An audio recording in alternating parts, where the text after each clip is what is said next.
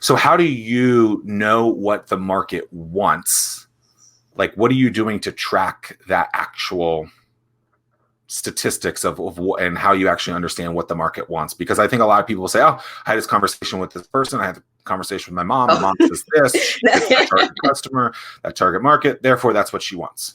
So how do you understand what the market really wants? Making sure that you are really meticulous about collecting data. So from day one, I've been collecting data, right? I've collected data on, the type of people we service. Because one of the statistics that I even use in my pitch is that, our ideal customer is someone that has 2 or 3 chronic diseases. Well, I did that. I came up with that based on some statistics that I read. So I needed to figure out, was that really true?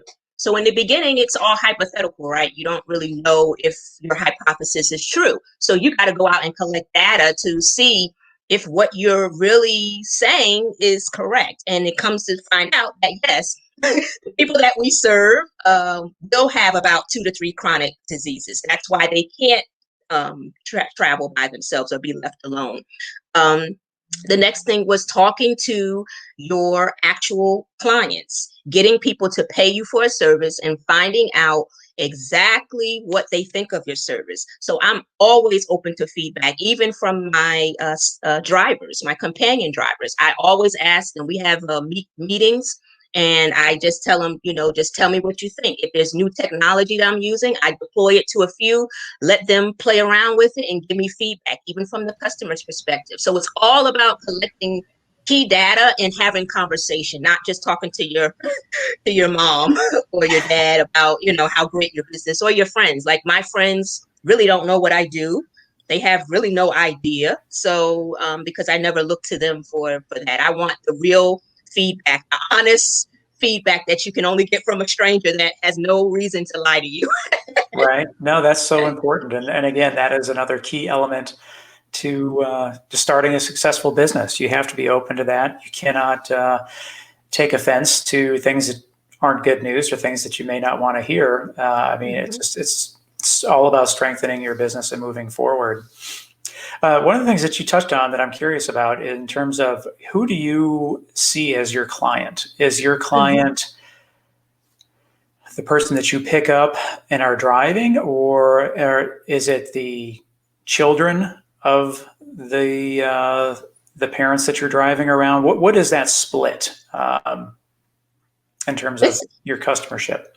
Yeah, it's about 50-50 from the data that we've collected. We have families that call because they live in some cases across the globe, and they have family here that need love and care. And then we have some seniors that have felt stranded, and they don't want to, get on a bus with a bunch of people and nobody be there to assist them. They want to know that someone is dedicated to them. And that has even become more of a prominent concern with COVID.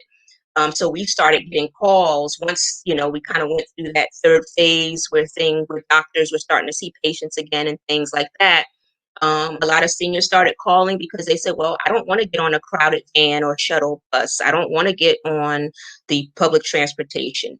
I don't want to get in a cab with somebody that I don't know. Right? They wanted the assurance that whoever they were working with, it was going to be the same person pretty much all the time, and that we as a company were doing what we needed to do to ensure that we were working to mitigate the spread of COVID. So those key things are very important to seniors, and just having someone to pay attention to them, and they don't want to be a number.